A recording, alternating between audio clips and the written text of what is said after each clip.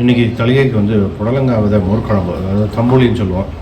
2 கீரை மசியல், கத்திரிக்காய் கருமது. மதுரைக்கு போயிருந்தோம் இல்லையா, ரொம்ப இலசு புடலங்காய் வந்து ரொம்ப இலசாக இருந்தது. இது உள்ளே இருக்கிற விதை இருக்கு இல்லையா, அதெல்லாம் எடுத்து வச்சுருக்கேன். பாருங்க, ஒரு 2 புடலங்காய் விதை எடுத்து வச்சுருக்கேன்.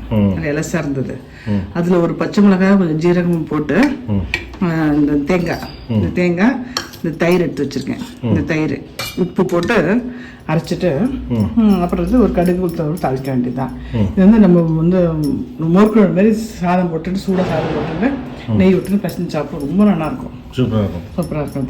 இது மசிறது நார்மல் தான். உப்பு போட்டு இப்போ வேக வச்சுட்டு மத்தால மசிச்சுட்டு கடுகு உளுத்தம் பருப்பு மிளகா தாளிச்சிருவேன்.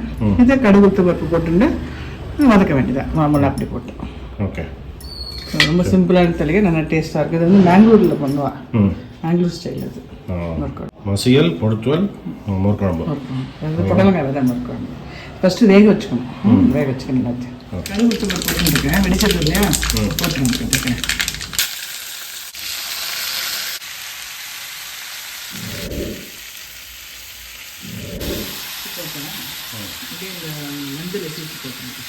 இந்த புடலங்காய் இது இருக்கு இல்லையா, அதில் ஒரே ஒரு பச்சை மிளகா, ஒரு ஸ்பூன் ஜீரகம் போட்டிருக்கேன். போட்டு இந்த உப்பு போட்டு ஜலத்தில் இருந்து இதை போட்டு நல்லா வேகணும். வெந்ததுக்கப்புறம் எடுத்து இந்த தேங்காய், இந்த தயிர் போட்டு அரைச்சிடலாம். வேக வைக்கிறேன். கீரை வெந்துடுத்து இப்போ நல்லா அதை வந்து மத்தை போட்டு மசிச்சுக்கிறேன். அதேமாதிரி வந்து கத்திரிக்காய் வந்து வெந்துடுத்து ஒரு ஸ்பூன் சாம்பார் பொடியை போட்டிருக்கேன். வெந்துடுத்து இப்போ ஜலம் இல்லாமல் தேங்காய் இருக்கு இல்லையா, இதையும் போட்டு ஒரு அரை சுற்றிட்டு அப்புறம் தயிர் விட்டு சுற்றி அரைக்கிறேன். இது 4 மணி போட்டு அரைச்சிக்கிறேன்.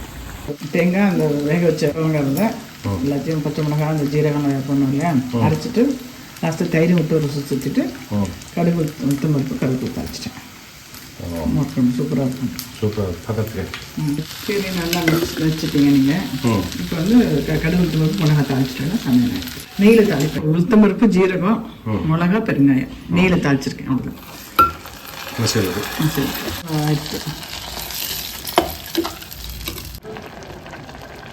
புடலங்காய் மோர்க்குழம்பு, கத்திரிக்காய் பொடித்தூவல், கீரை மசியல், 2 கீரை மசியல்.